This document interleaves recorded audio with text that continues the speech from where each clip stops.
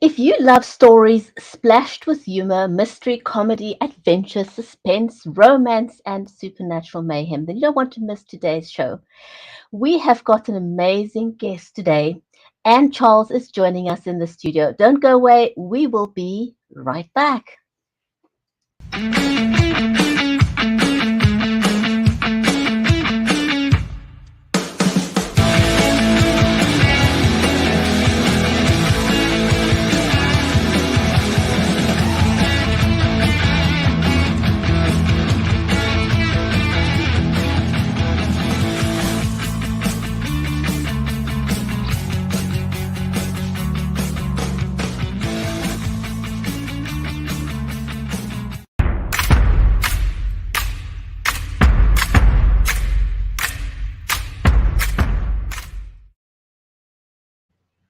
If you've just joined us, then welcome to the Writers Corner live show.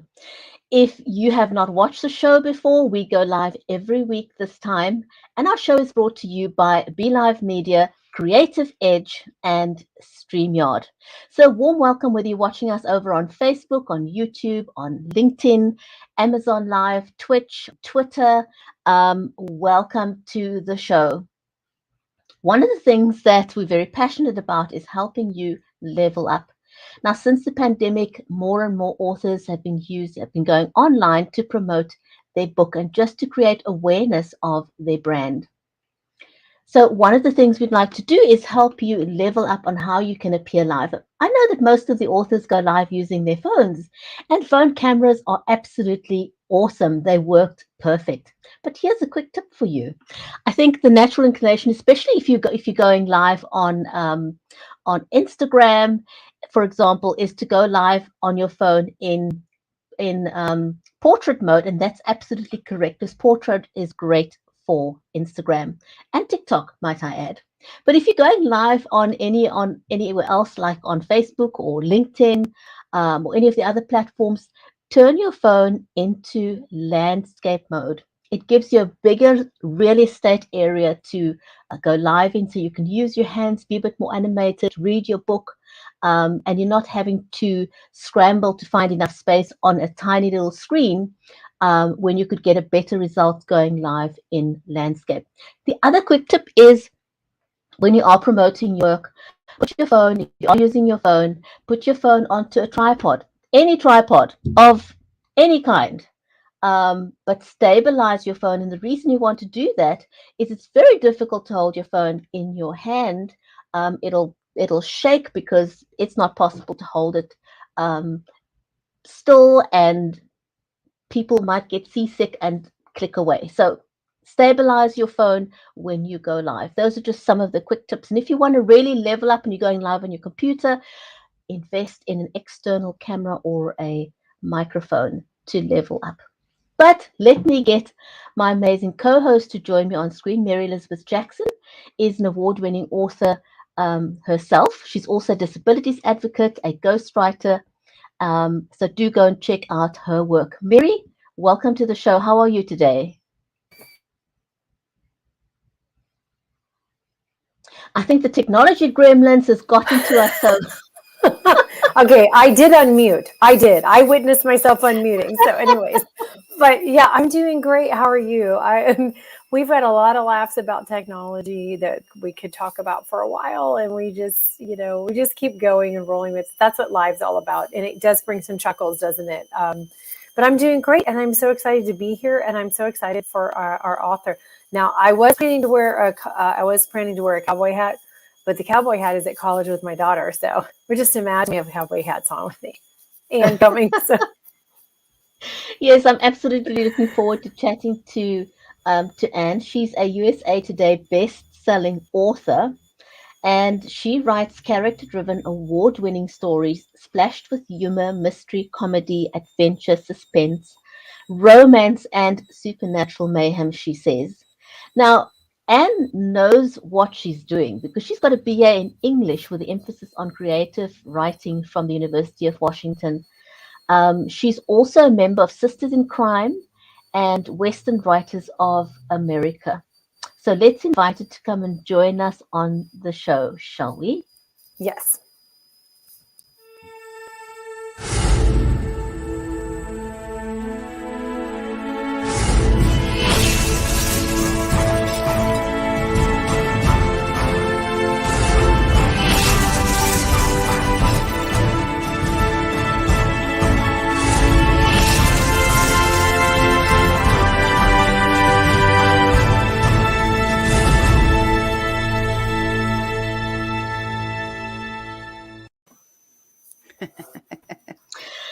And welcome back. I'm saying welcome back because we've had you on the show before.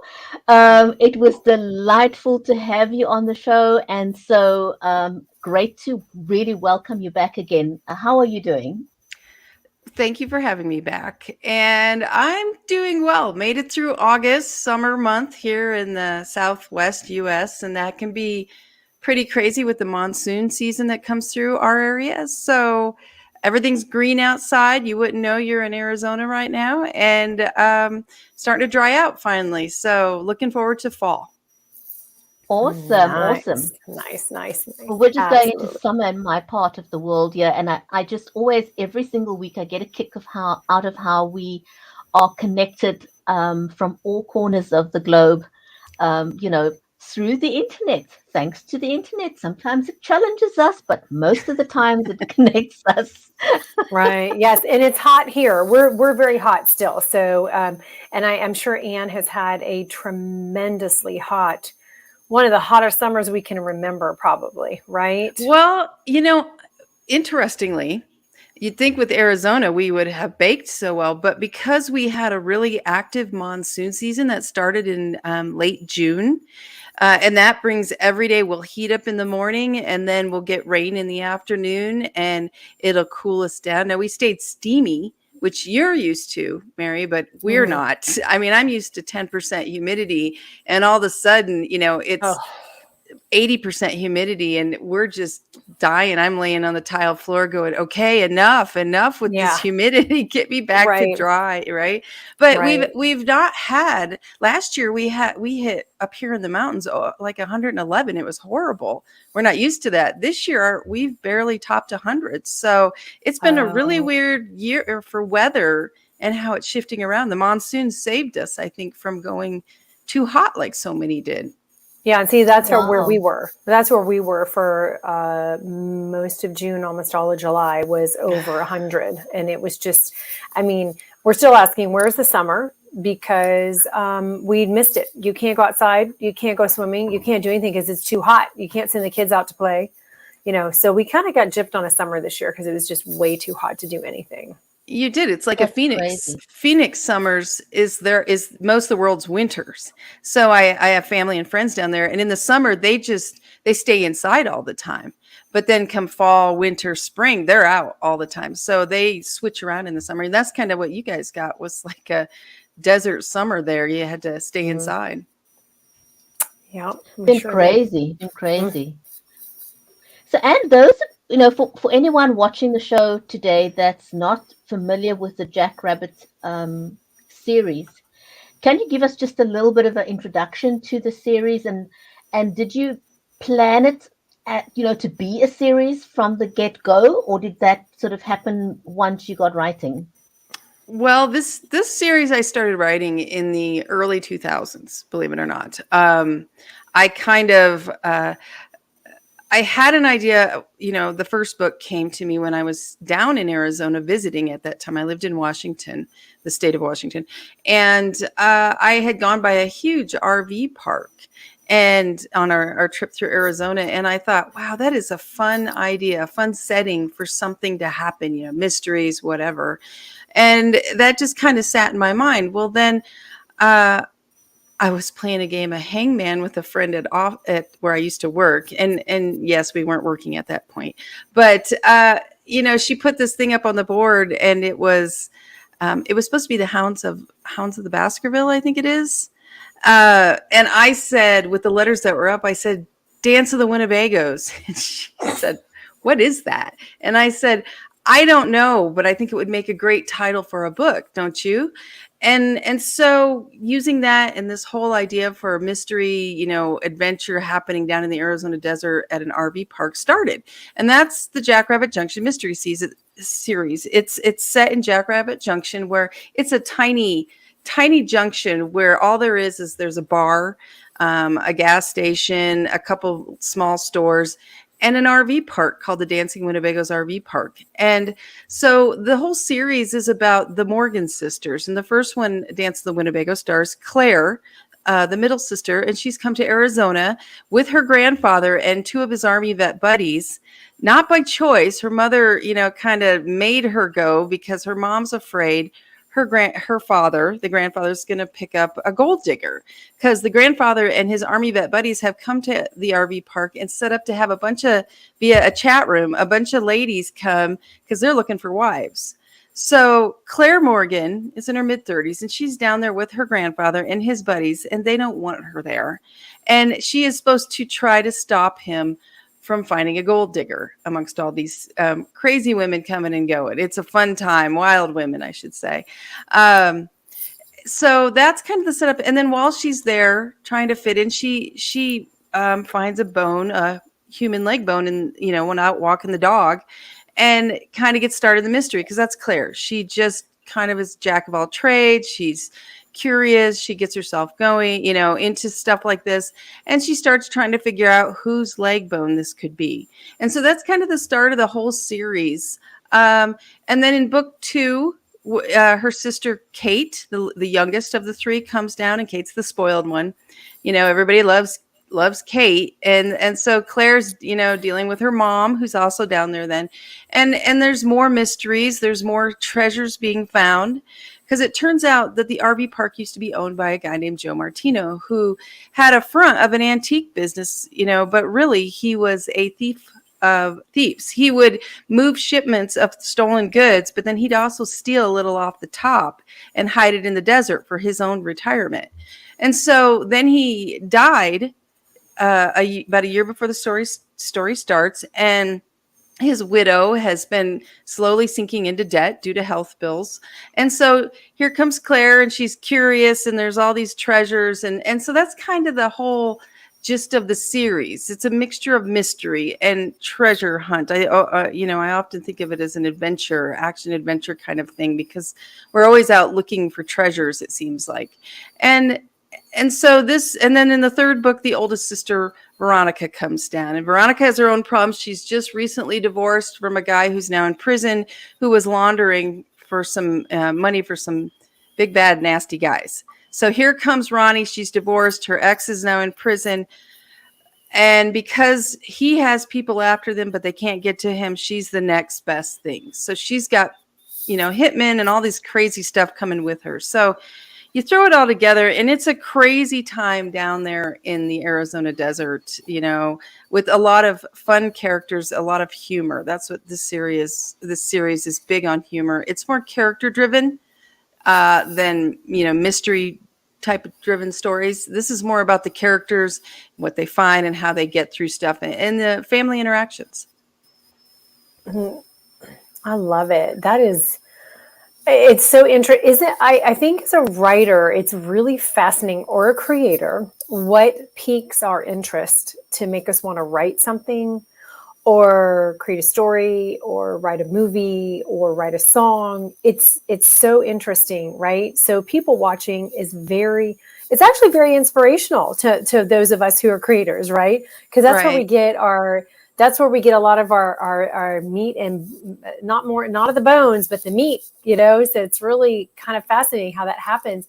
Now you have a couple of series, and do these intertwine with each other? Because I know sometimes writers and authors do that, or they stand alone. Does the person need to read the first and the second and follow through the series? So I do. I have multiple other series. There's 5 that I have currently rolling along, and they do intertwine. I like to think of it, as you're building a whole world with separate sub little worlds, but you can cross over into each of the others. For example, the Deadwood Mystery series, in that world, it stars Violet Parker, and Violet Parker grew up in the house next to the Morgan sisters, who star in the Jackrabbit series. So they know each other. And the Morgan sisters' cousin, Natalie, is Violet's best friend in the Deadwood series. And Natalie's in the Deadwood series with Violet. So, Natalie will come down, the Morgan sisters will go up. And then I have a dig site mystery series set down in the Yucatan. And it's different dig sites. It's archaeology, adventure, mystery, supernatural.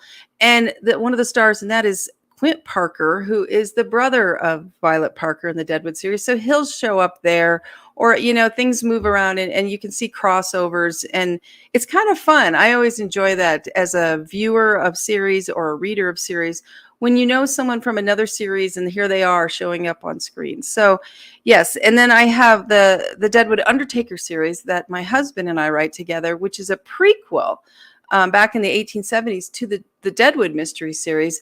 And because it's supernatural, there are a lot of characters that are in both. So you'll see someone from back then, and then you can see them now. Maybe they're a ghost, maybe they're a supernatural kind of being, but you can see them in both series, which is really fun too, to see back then what was going on and then present day. So I do kind of try to tie everything together to make it more of a fun world. So if you invest in one series and you like it, then maybe try another, and you'll see some ties and some characters going back and forth, which I think is really fun as a reader. I enjoy that, and a viewer of TV or movie series. I enjoy that too. Very nice and very fast paced. Now, I want to ask you something. Your publishing journey is somewhat or a lot different from most other publishers or authors we've had on the show over the last 4 years, in that you've actually got your family involved. You co-write with your husband, and you've got this whole team going within your family to get published. Tell us a little bit about that and how that has worked for you. So yeah, we have a running kind of joke of anybody new coming into the family, you need a resume to show what your talents are, so we can figure out how to fit you in and how you can be helpful to the whole family in this.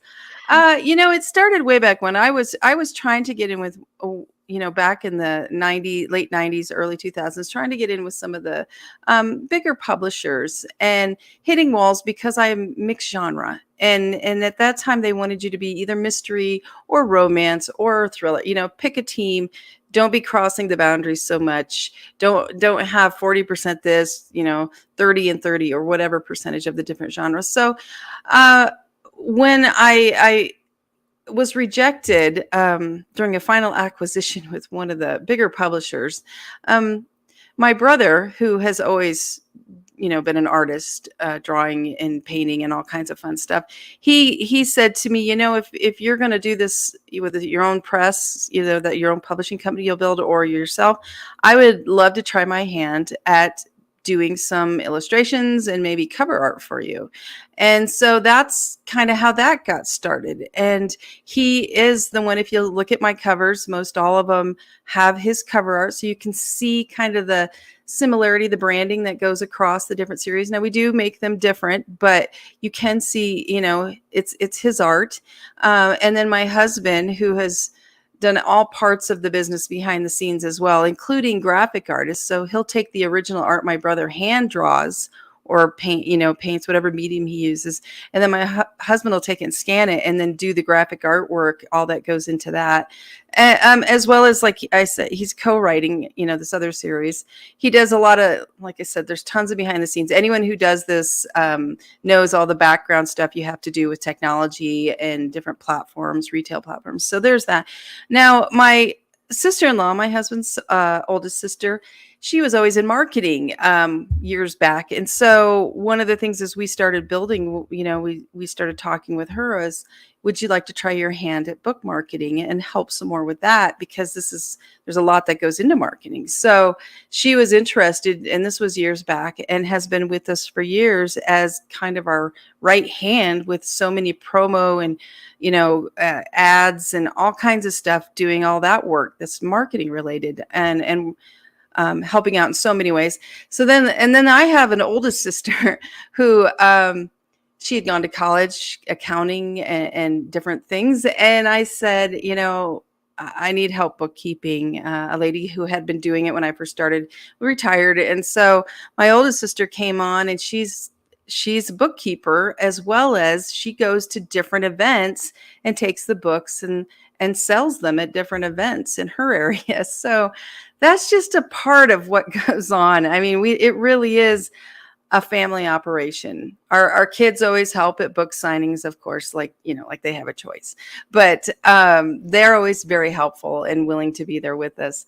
And it's just more of a family endeavor that we all work together to try to, build this up. And it's been through that support that, all this has happened, because anybody trying to doing it on your own is crazy. It's so hard. So anyway, that's kind of how the family's all been involved, and many, many friends. I have friends that are first draft crew, or they help me with keeping track of story worlds and so many things like that. So it's not just me. I'm just part of this whole big thing that we've built together. And it's a blessing. I mean, I admire you. I know last time that we had you on, it was such an inspiration to hear how everybody's involved, because I mean, I know what it takes to do all this, and it is a lot. And, there's times I am the only person, and it's like, you just go, oh my gosh, I don't even know how to do this. And how do you be successful at it? So you really do need a team and support around you, or you at least need support from family, giving you that time to write, giving you that time to do this. If somebody helps out with the cooking or the cleaning or the children or whatever it is, so you can get done what you need to do. Okay, so we want to know, can you tell us about the Twisty Tortoise Tussles, which I love names like that, being a children's writer. How did you come up with that? Was it intentional, or is it just like one of those creative thoughts that just kind of jumped in your mind? So I like to come up with titles before I write a book. I don't know why, but my brain wants to do that. It always wants the title first. And so when I was thinking about what I wanted to put into this story, I normally have 3 point of views, each of the sisters, maybe one more, maybe 4 in a story. But I knew I wanted to have 5 point of views in this story. And that's a lot for a book. Anyone who's, to get into the meat of each, subplot, that's a lot. So, and I wanted to do it so that I could twist each of their subplots together and wind them together in different ways, kind of braiding throughout the book into the end where, boom, you see how this all tied and everything, fun went together and all that kind of thing. So I knew I kind of wanted to twist things around. And I also wanted, with that many point of views and to keep it moving quickly, I wanted to have a lot of plot twists going on, twisting us here, twisting us there. We're going this way. Oh, we're turning this way.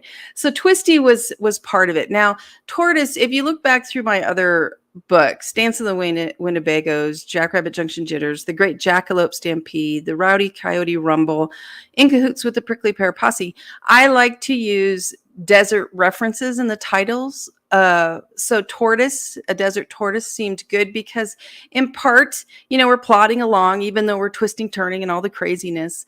The story's still plodding along like kind of the tortoise. And finally, tussles, because I knew there were going to be tons of events and things going on and tussling in between characters, and with each of these books, I like to have kind of a fun, like rumble, like I said, or stampede, dance, words in the title that show movement of some kind. So tussles was perfect because we're going to be Twisty and Tortoise Tussles. And once I came up with that, I also envisioned this whole twister desert, dust devil in the desert that we have down here, that just, you'll be driving along and look off to the side of the road and there's a dust devil going just all over. And it's crazy. They don't follow a path. They just kind of go all over, and they'll circle back and they'll pick up, tumbleweed or plastic or anything sitting around. And it's fun. It's like watching the child run around, kind of. So I kind of wanted that feel too, with the, the whole dust devil feel of this whole story. So that was all that came together for Twisty Tortoise Tussles. That sounds awesome. So we're going to take a very, very quick break. And when we come back, you are watching the Writer's Corner live show. And if you could then hold up the book so everyone can see that gorgeous cover. And I don't know if you are able to just read us a short section out of the book. So we'll take a quick break. And when we come back, we'll get a short glimpse of what's in the book.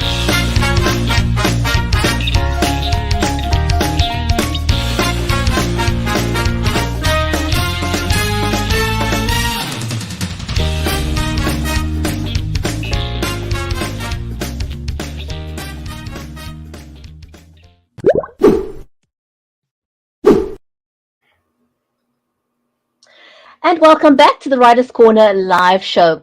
And maybe if you could hold up the book, I'm going to put you on full screen so we can see that beautiful cover. And maybe if you could just read us a page out of the book, just so people can get an idea of what the book is about. Just sort of, a page or so will be fantastic. If you could, if you don't mind sharing that with us. Sure. Let's see if I can do it without glasses for now. We'll see how this goes. I'm getting old enough now that sometimes that works, sometimes it's not. I'll just read a few paragraphs out of the beginning of it, okay? Awesome. So it's chapter 1, Monday, January 28th in Yuccaville, Arizona. I, Catherine Morgan, current president-in-chief, officially call to order today's emergency meeting of the Prickly Pear Posse to discuss how best to rid this dusty, sunburnt corner of Cholla County, Arizona, of one Deputy Dipbutt, aka Ernie the Dingleberry Bully, who likes to harass innocent young pregnant women and wrongly throw them in jail. Claire Morgan frowned at her younger sister, who stood at the head of the table in the mule train diner with her chin raised high and her smile wide. Actually, Kate's smile was too wide. Deranged clowns looked less creepy. Hold on there, Cuckoo Kate. Claire held her hand up to stop this screwball train before it reached bullet speed.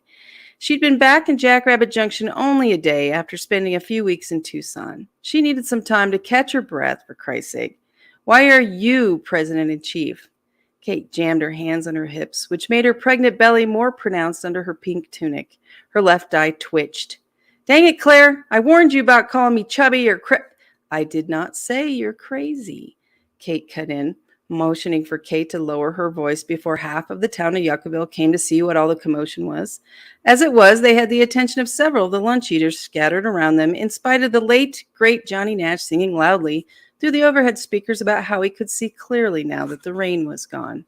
I said cuckoo, as in one of those cute, slender birds that were sacred to Hera, the Greek goddess of women in childbirth and family, she explained, which I would like to add are all the things you should be focusing on at this precious time in your pregnancy, rather than a beady-eyed, crooked sheriff's deputy. Claire kept that last line to herself, having been witness multiple times to the wild effects of her sister's flip-flopping pregnancy hormones. All it took was one wrong word or look, and Dr. Jekyll morphed into Mr. Hyde, or rather Ms. Hyde. Then sanity took the first flight south, and Kate started foaming at the mouth. The wrinkles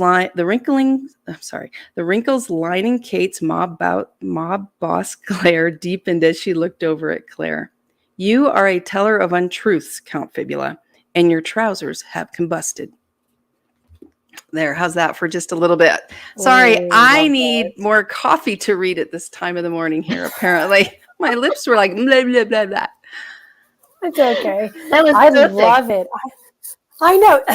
I wasn't on camera. We were off, but I was like this. So you drew me in. Oh, good. From reading. Yes. Like I just love it. I love the way you write. It's just amazing. And so, anyways, it's just so captivating. So what is next for you? So my husband and I are working on book 4 of the Deadwood Undertaker series called The Backside of Hades. It's action-packed, mixture of some supernatural, mixed with Old West, mixed with humor and all kinds of fun stuff. It's a wild roller coaster ride. And I think the readers are going to just love all this action. And so that one's coming out next, and we hope to have that out in October.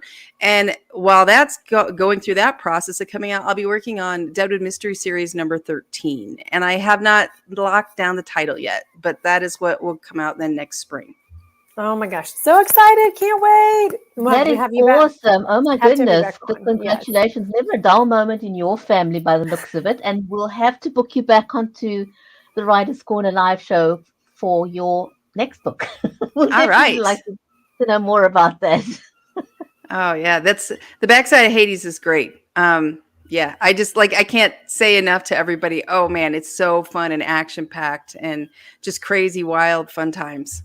So it's like basically this past summer, because that's what we called it. It was hotter than Hades. It was hotter than Hades. It was like, yeah, this is hotter than the gateway to Hades or something like that. That was like a statement up here all summer. So yes, exactly. Oh my goodness. So to all our viewers, thank you for joining us live. And if you're catching this on the replay, if you are watching us live right now and you are watching over on Amazon Live, all Anne's books are there, including the Twisty Tortoise Tussles. There, I got it right. I was practicing that. It is a tongue twister. It is. Absolutely. Go grab a copy of that book. It is available on Amazon. And we go live once a week at the same time every week. We've been doing that for over 4 years, and we'd love to see you back on the next show. And thank you so much for your time. Much appreciated. Thank you for sharing your latest book with us. And we look forward to inviting you back just as soon as your next book is released in October, you said, correct? Correct. Yes. Fantastic. We've got to get you on our schedule. Thanks, everyone. We'll see you back next week, same time, same place, with another episode of the Writer's Corner live show.